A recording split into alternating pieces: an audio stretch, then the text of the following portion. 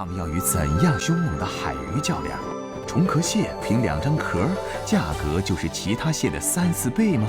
上山下海，即捞即食，看老广如何近乎苛刻地追求食物鲜味儿。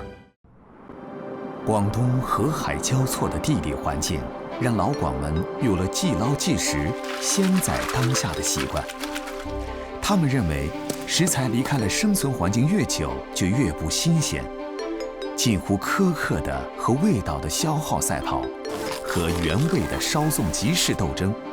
靠海生存的渔民更是遵循着速度法则。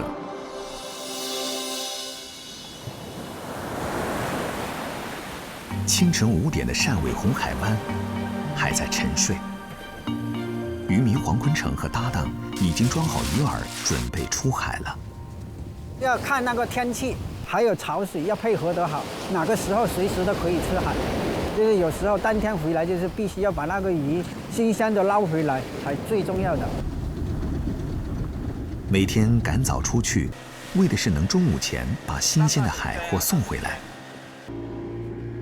他们要钓的是汕尾当地的一种鱼类，这种鱼只在11月中旬到来年1月出现。朝着太阳即将升起的方向，驱船20海里，等到适合下钩的海域，王坤成他们已经花了1个多小时。这个水你看，里面跟外面的就不一样的。要想那个红色的吗？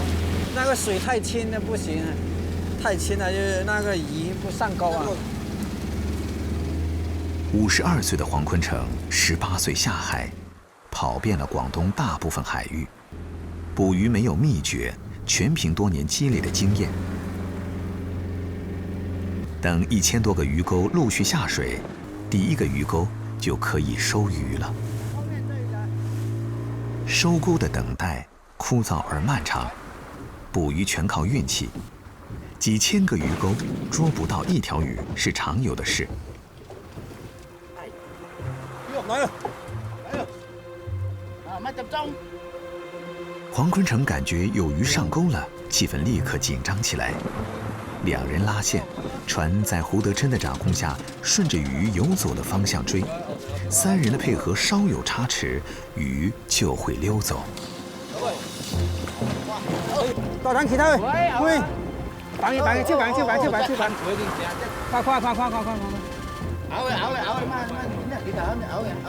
慢，等跌升上來，哇！呢度落膠。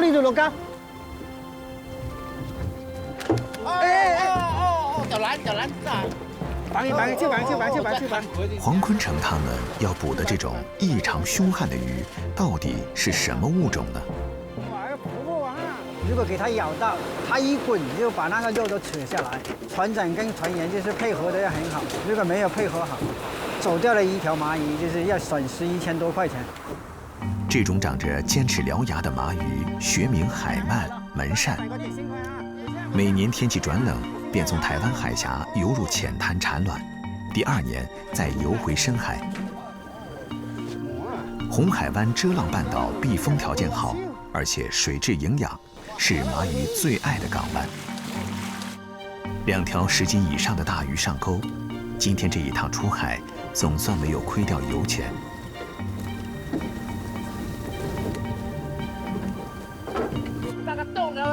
但对小渔民来说，有一種情況比抓不到魚更可怕。你不要在這台你媽嗰啲我真係玩啊！漂亮啊你啊！你叫我出嚟玩啦，台你哦。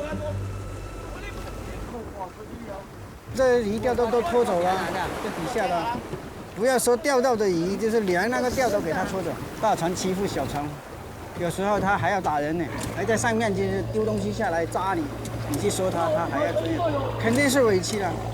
工具给你搞掉了，还说都不能说。一下碰上2艘大船，没来得及收的鱼钩全被拖走，3人只能打道回府。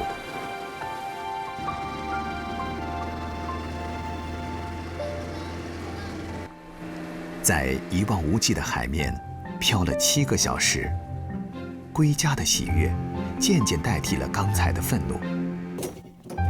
遮浪麻鱼最好吃，因为捕捞后从不在海上过夜，渔民当天出海当天回。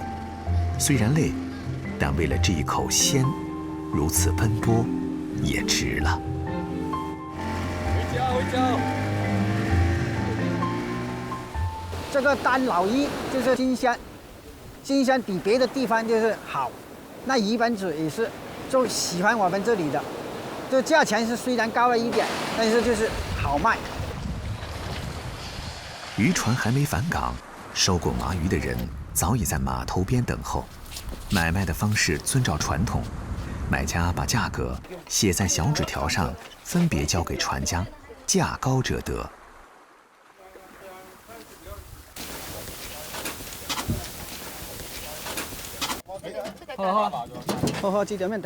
今天捕了条小鱼，黄坤成特意留下来，拿回家给孙子和渔民兄弟吃。買咧，阿媽晒應佢啦。係豆磨啊，係豆就磨啦哈。啊，好。黄坤成常年在外跑海，今年为了带孙子，才回到红海湾来。曾经开过大排档的他，是做鱼的能手。麻鱼肉质紧致，带有海鲜特有的鲜味儿。鱼头、鱼骨头煲汤，鱼肉可以煮粥、焖炒或者清蒸。但麻鱼的最佳配角非潮汕咸菜莫属。蒜蓉和姜丝爆香，倒入鱼块翻炒，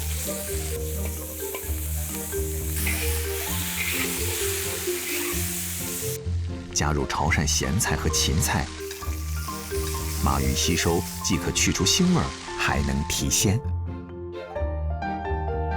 另一种烹饪方式咸麻鱼，也是汕尾的独特做法，用盐将麻鱼腌制，鱼肉中的蛋白质在盐的作用下凝固，去除多余的水分。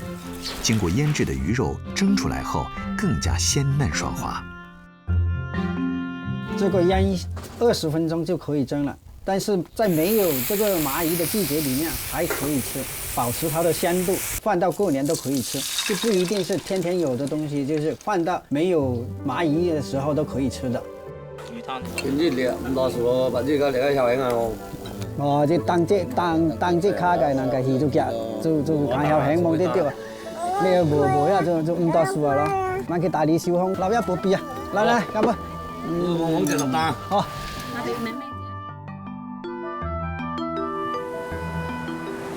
靠海吃海，这2年渔获大减，渔民生活大都清苦。即使儿女早已成家立业，但和大海打了一辈子交道的老渔民，对大海心存依恋。一天不出海就觉得不舒服。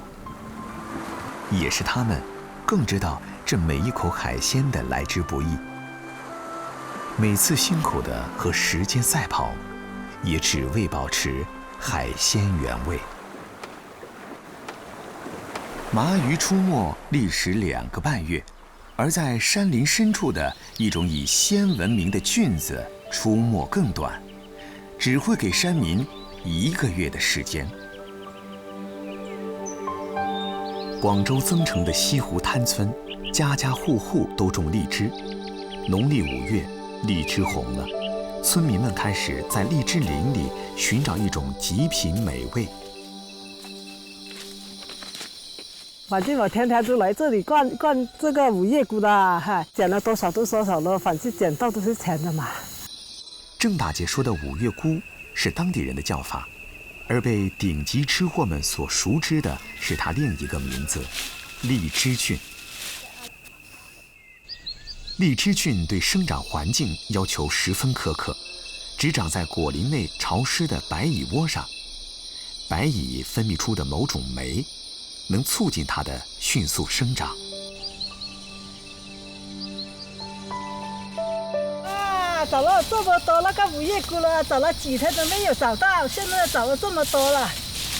一柄肥壮的荔枝菌，略呈纺纱朵状，菌尖像一把收紧的小伞。这样的荔枝菌可被列为特级品，极为清鲜爽口。再晚上那么半个小时，菌尖打开了，鲜度就会大打折扣，卖价也会便宜一半。所以采摘荔枝菌一定要快。一般捡那个五叶菇呢，一出那个里面的时候是这个嘛，那过了3个钟左右呢是这个半的嘛，再过3、4个钟啊，中午那时候这个是全部打开的嘛。一般我吃那个是最好吃这个是香一点，有一点香味，有一点甜。为了尽可能保住荔枝菌的鲜味儿，郑大姐以最快的速度赶到村口的交易市场。这种至今仍然无法人工培育的菌子，近几年身价飞升。100块，这个100块1斤啊。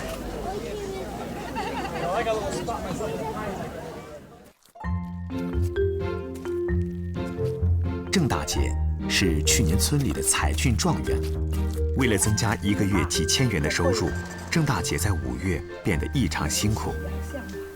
好看呐！晚上丈夫下班回家，夫妻俩凌晨2点再次出发去找菌子。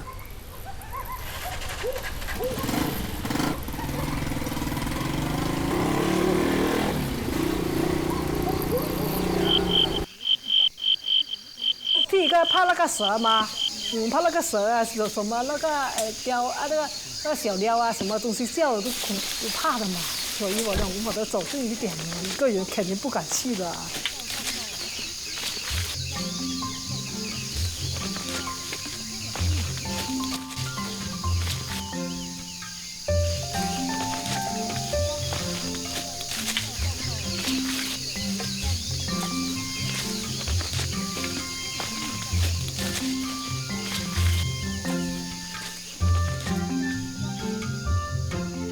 收成全靠运气。虽然两夫妻对周边果林哪里出过菌子记得清清楚楚，但今晚这一趟仍然一无所获。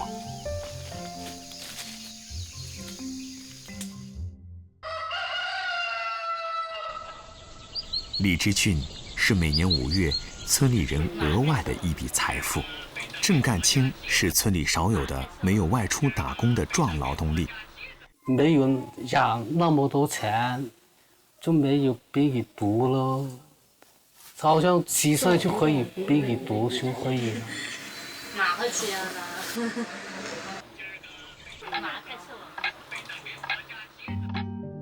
一对双胞胎儿子增加了不少开支，他也希望挖点荔枝菌，补贴点家用。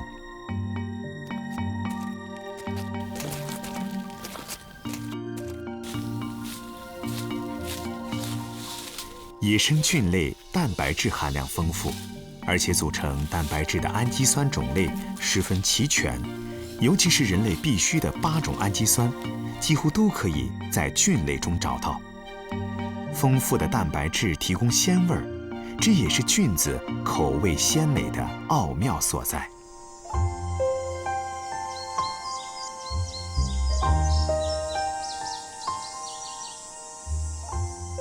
郑干清今天收成不错，他决定留下一点，让宝贝儿子尝尝这过时不候的美味。处理荔枝菌，先要把泥去干净，菌柄一定要手撕，不能用刀切。用老话来说，是避免沾上铁腥气。荔枝菌并不像其他菌类带着浓香，而是透着一股清雅的甜味儿，所以在烹调方面一切从简，最重要的是不能破坏了它天生的清纯。伞没打开的用来清蒸，只加少许油盐，隔水蒸至4成熟即可上桌。荔枝菌本身的鲜味儿被最大限度的保留，汁液丰富鲜甜，口感爽脆细嫩无渣。伞张开了的荔枝菌用来滚汤，也异常的清甜可口。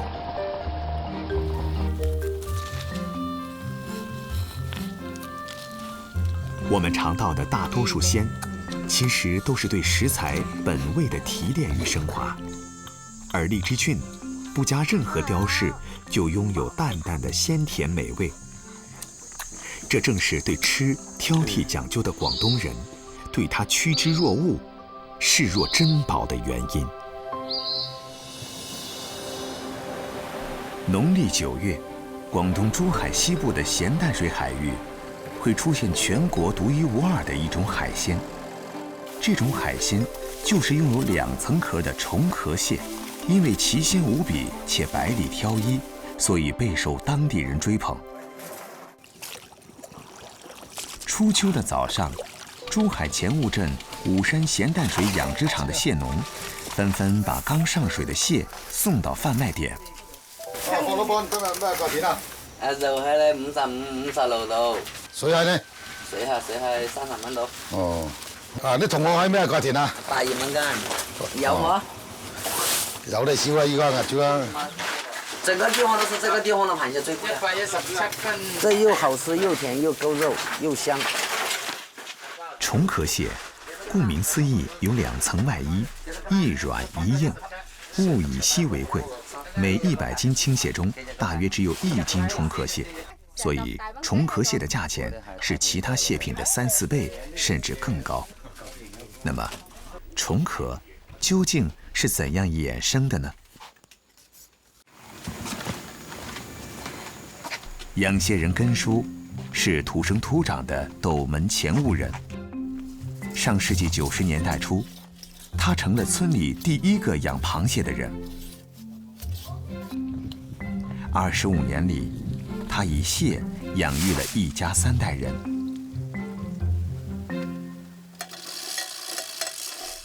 养蟹的本领当然也不是浪得虚名。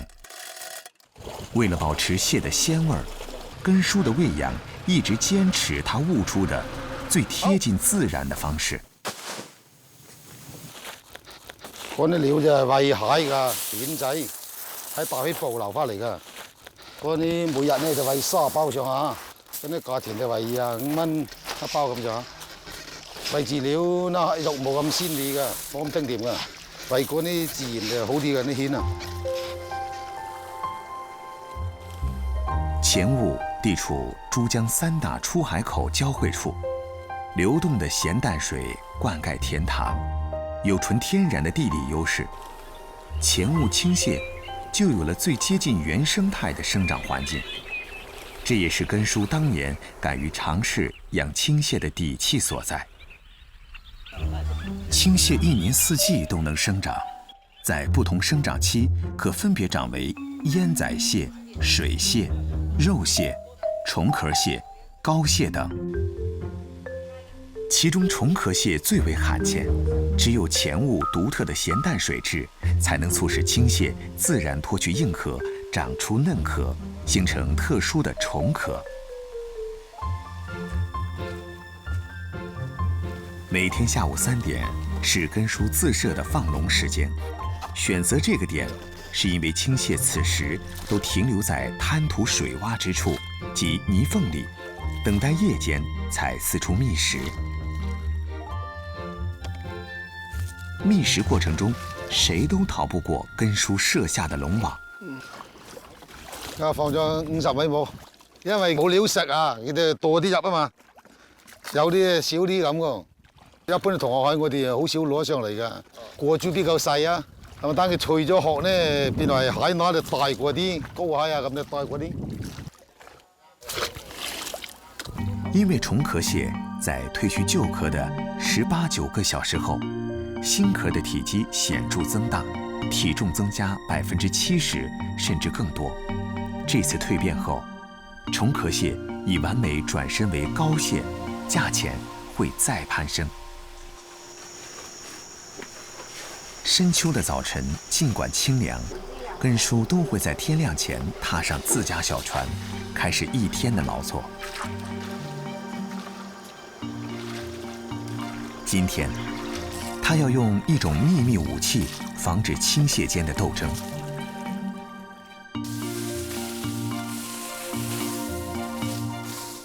即係起蟹之前咧，要掘嗰啲蘆葦啊，掘嗰啲蘆葦呢度一嚟隱蔽啲蟹，冇俾佢打交嘛。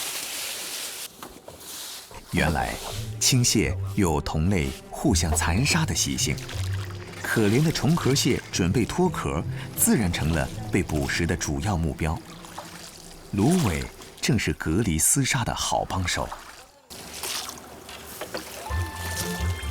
根叔沿着放网的坐标，一个一个网笼慢慢拉起，看似简单的动作，中间却蕴藏着收和放的学问。慢慢地彈下彈下已經，佢卡住㗎，你網鎖啊嘛，就啊又唔放咗佢。要跳啊，要跳佢邊度高下，邊啲肉下邊啲放咗佢咁又係最養，唔夠高嘅又要放養。喺嗰個角嗰度調光線啊，朝頭早到東邊啊，麻花到西邊啊，調光線呢一照，佢離嗰個角啊，等到頂呢嗰啲肉啊，佢哋又高。係依家駁起嚟疊住咧，等到今晚先落咯。嗱，嗰隻咪同學噶啦，嗰度嗱個公就喺上邊啦，個馬嘅女仔就喺落邊啦。佢吹殼之前要受公保護㗎，嗱倒佢落去得攬住㗎係嘛？咁樣你摸下佢角嗰度呢，如果有裂嘅呢就比較熟啲，佢嘅爪呢就慢走啲㗎，冇咁活力咁大㗎嘛，陣變呢脆殼啊嘛。嗰啲好另方啊，唔陣露埋一齊啊，露埋一齊等陣就打交佢就撳死已經。每一只上水的蟹，都躲不过根叔的法眼。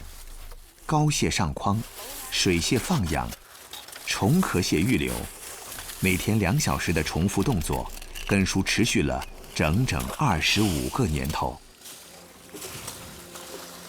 依家習慣咁嘅生活，就每日都要咁做嘅。虫壳蟹的上网量，不是根叔这个养蟹人可以说了算的。更多的是看气候、生长期等因素。今天2个多小时的劳作换来的虫壳蟹只有2只。眼前的生猛撩起了根叔品鲜的心情，他二話沒說就開啟了爐灶。講薑辟腥，得見到海嘅腥味，亦都有海鮮嘅腥味，一道清蒸，一道烚熟嘅咁咯，原汁原味嘅風味啊！最好就隔水陣就得，最快退係咁咯。直接性噶啦。活跃的蒸汽使海鲜鲜的原味最大限度地被激发。从江海到灶头，从最繁杂的养殖到最简单的烹饪，无论是放养捕捞的加法，还是烹饪制作的减法，根叔都得心应手。見個海嘅鮮味啊，總之去邊度都係誘惑到你噶。虫壳蟹之所以受当地人的追捧，除了可遇不可求的产量外，最为打动人的还是它那独特的鲜味和丰富的蛋白质。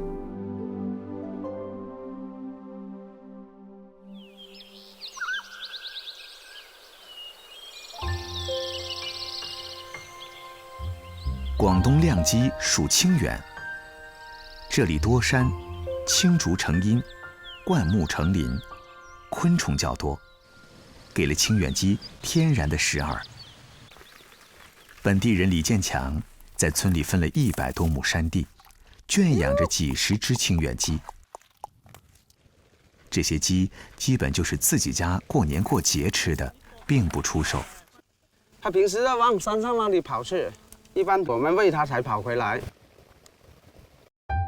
在青山绿水间的山里走上180天，才被送上餐桌，这是清远鸡的特性之一，必须放养，所以也叫走地鸡。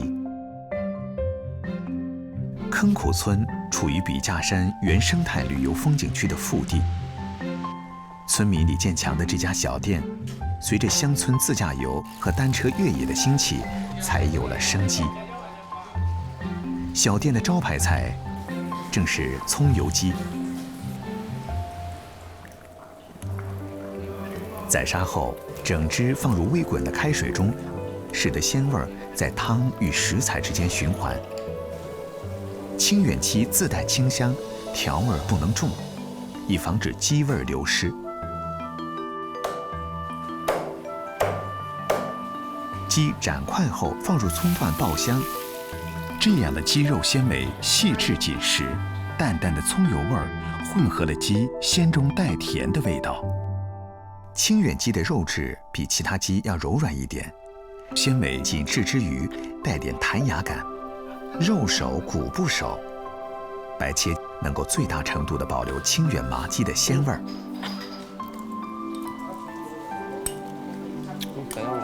李建强的儿子李子浩很瘦，不爱吃别的肉，就是从小愛吃雞。啱啱食嚇？啱食。今日咁等我食多2嚿啊，佢。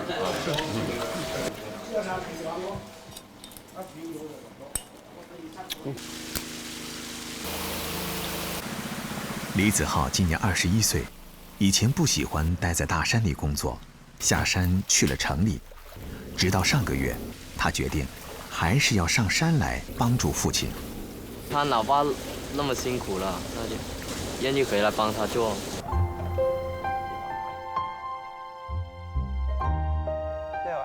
看着儿子也回来山里了，李建强越发的离不开这座笔架山了。住着自己盖的房，吃着自己养的鸡，李建强自足而踏实。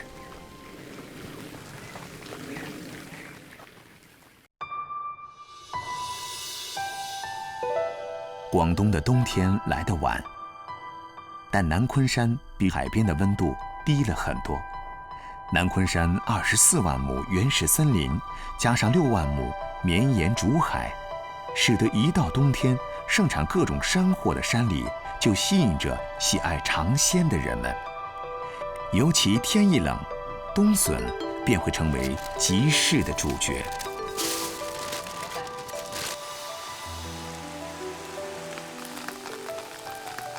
一天的雨过后，难得的大晴天，村民李叔赶紧拿着棍子出门去了。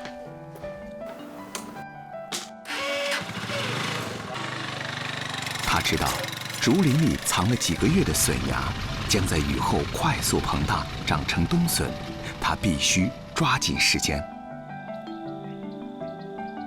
夏天采茶，冬天挖笋。30多年来，李叔对这座山再熟悉不过了。哪片竹林笋多，他一眼就能看出来。现在的笋要把它挖掉呢，它就使那个养分呢全部供在下面那些小的了，就是留在它在清明前生竹子的那个养分。那个时候挖掉了，它那个时候的那个竹子生的就比较大。冬笋从不露面。本地人挖笋主要看土，这一根呢又出了土了。外行人看似一样的土地，李叔却能认出哪里土层松，哪里表面裂开，笋尖将要冒出。冬笋其实是毛竹底下的竹边侧芽发育形成的笋芽。因根基不深，很难长成竹子，烂在地里反而阻碍毛竹的生长。物尽其用的山里人，在看似没用的根茎中，发现了冬笋这种山林美味。冬笋的生长周期极短，南昆山的冬笋一般只有在10月中旬到1月中旬才有。因为产量少，冬笋的价格比春笋要高出好几倍。这3个月，村民们纷纷利用时间上山挖笋补贴家用。但为了生态平衡，保证年年有笋，村民们也会恪守祖辈流传下来的规矩。村里面还没有出告示，没有说禁止挖的时候，就全南昆里到处去都可以。但一到高村，不用出告示。那个就不用不去挖的，你自己也不挖。哎，老板，冬笋呢？哎呀，好靓哦，这冬笋哦。冬笋好食哦，見下哦。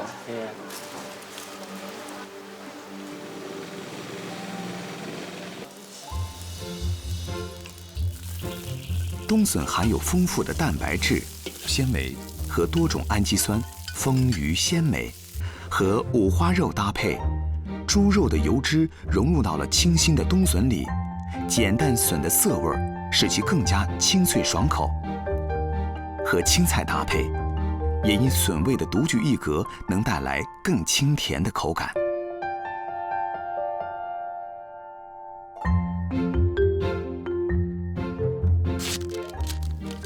笋四季皆有，但以春笋、冬笋为佳。黄中带白的冬笋属于上品，所以冬笋也被当地人称为金包玉。老广吃笋和其他地方不同，除了去除笋衣，口感有些糙的笋头也会被去掉。小个的冬笋所剩无几，但鲜的精华全部得以保留。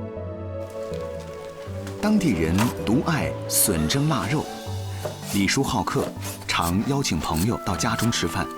新鲜的冬笋加自家晾晒的腊肉，最原汁原味，能品尝出冬笋的鲜甜和腊肉的咸鲜，是冬日里南昆山最流行的下饭菜。好，来食飯，嚟呢冬笋今天早上先挖到嘅，冬笋焖肉啦，蒸臘肉，睇下好唔好食。笋干是保证全年食用的制作方式。冬笋过水切厚片晒干，脱水后在酶的作用下，风味因子互相反应，产生与鲜货截然不同的味道，保存几年也不成问题。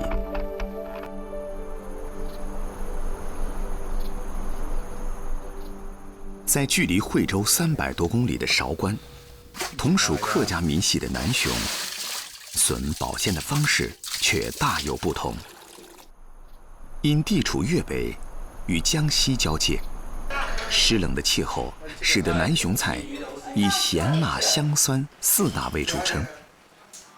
酸笋也成了南雄必不可少的提鲜调味佳品。清晨5点，李兆民起了个大早，他要赶在太阳出来之前，帮母亲把今天腌制酸笋的水挑好。不见天的井水，是制作一坛好酸笋的关键。这个水必须是要在太阳晒到之前才能用。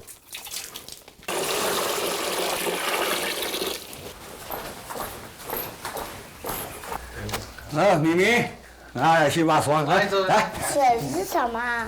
笋是竹子的吧？就是熊猫最爱吃的竹子。是。腌酸笋一般在春秋2季，以嫩笋为佳。但李兆民的弟弟没那么讲究，在城里长大的儿子难得国庆回乡下，带他去挖笋，感受家乡的气息，才是这一趟的目的。在南雄，家家户户备有酸笋缸。对李家兄弟来说，酸笋的味道就是母亲的味道，家乡的味道。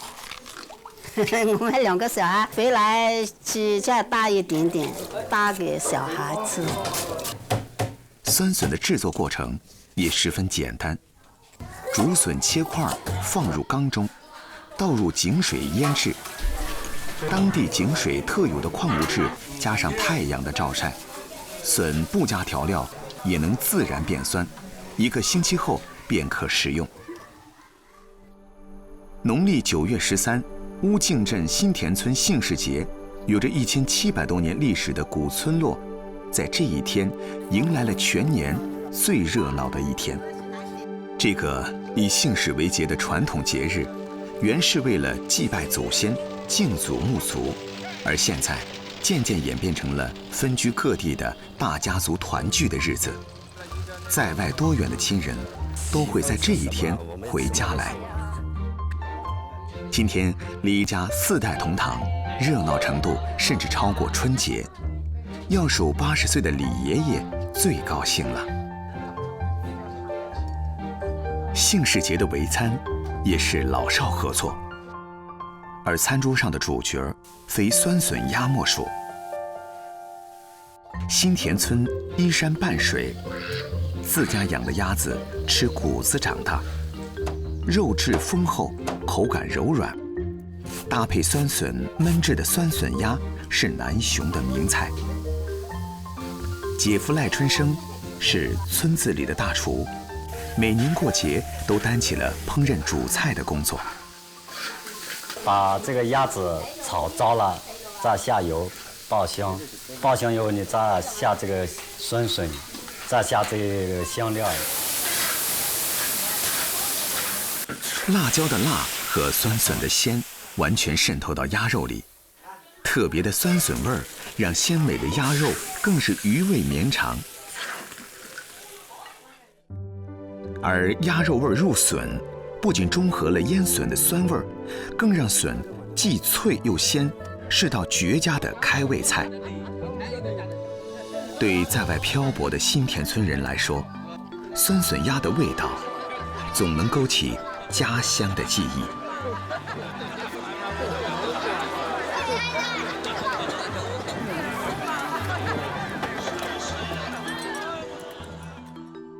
热闹的姓氏节过后，新田村又将恢复往日里空心村的状态。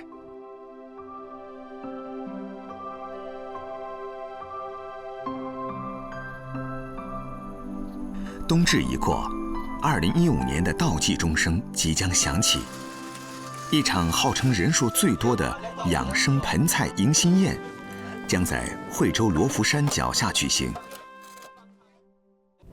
叶定华是这次盆菜宴的总统筹，为了获取最鲜美的食材，他驱车1个多小时，来到了罗浮山上的苏劳村。这里的出名的东西有3样，一样是腊肉，一样是甜茶，一样是菜干。個臘味準備好唔有？準備盆菜嗰啲乾醬夾唔夾？臘腸夾下，臘鴨呢夾係嘛？夾唔夾乾先啊？夾係嘛？哦。盆菜宴能否成功，很大程度取决于食材的质量。叶定华选取苏劳村最为出名的腊肉和菜干，这些在纯天然中晾晒的食材，蕴含了自然之气，口感更加鲜甜醇厚。苏劳人腌腊味很讲究，配方从不外传。肉质选取的是山上纯天然环境下饲养的家猪，配方独特，肉质鲜香，使腊味散发出独特的鲜美味。亲自挑选完关键食材后，叶定华匆忙地赶回大本营。两点打电话，大家别把工作做好。他负责洗菜的洗菜组，他就负责去砍鸡、砍鸭，他就是负责焖猪肉的啊。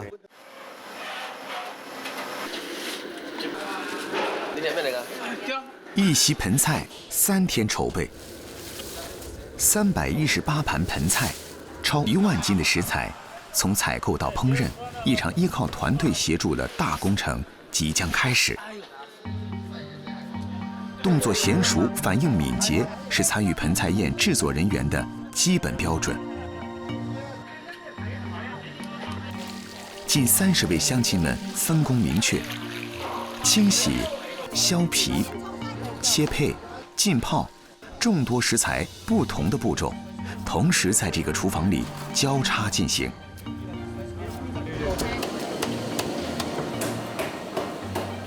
那这个太小了一点点，这个要是你那样不工整就不好看了。700斤猪肉，160只鸡，砍刀与砧板的撞击声起伏不断地徘徊在厨房里。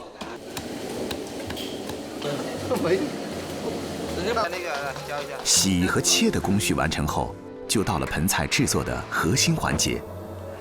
老厨师高贵桃是盆菜宴的灵魂人物，所有食材的煎、炸、烧、煮、焖都由高贵桃负责。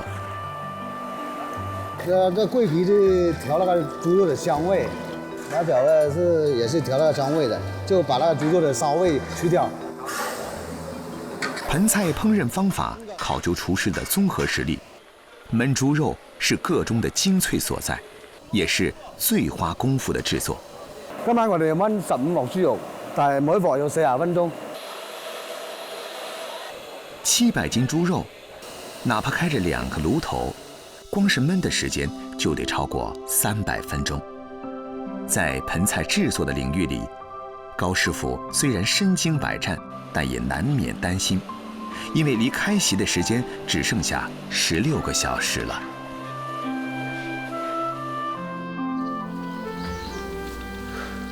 反正你就估計等下要碌菜，你咪碌入面要擺後開嘛。而家碌到地方咧，等擺一冷啦。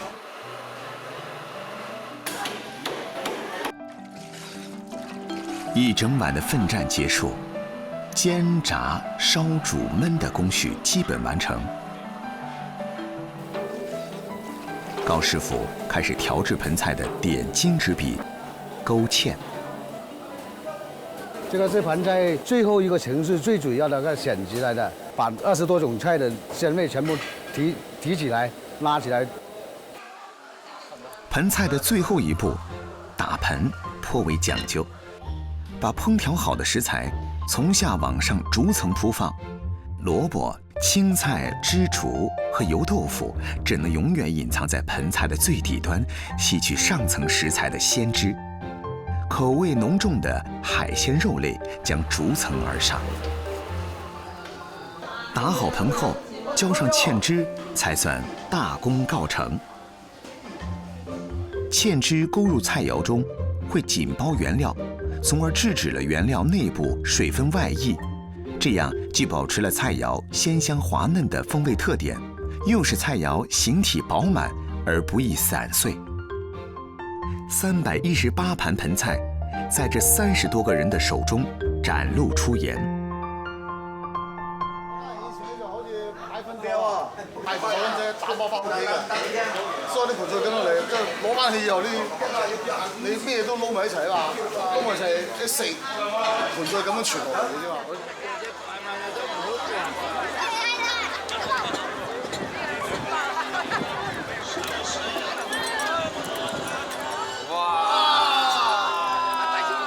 大家手持筷子，在盆中不停地翻找，定然会呈现出情趣盎然的情景。而且越是在盆深处的菜，味道越鲜美。盆菜吃法也符合中国人的传统的宗亲法度，一桌子食客只吃一盆菜，寓意团圆、祥瑞的气象。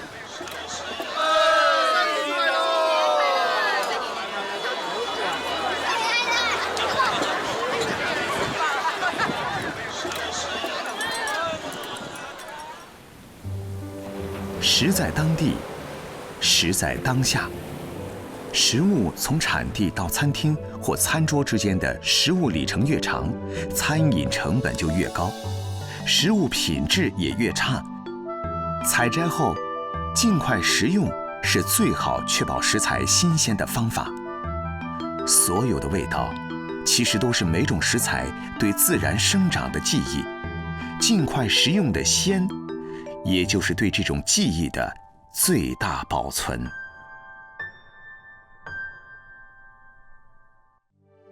这些食材，有些人惊恐逃离，有人趋之若鹜。一直都存在这个东西。到底是舌尖上的冒险，还是就地取材的家常？让我们放下偏见，看他们如何成为老广们偏爱的家乡味道。想脆甘。欢迎收看下集《老广的味道之偏》。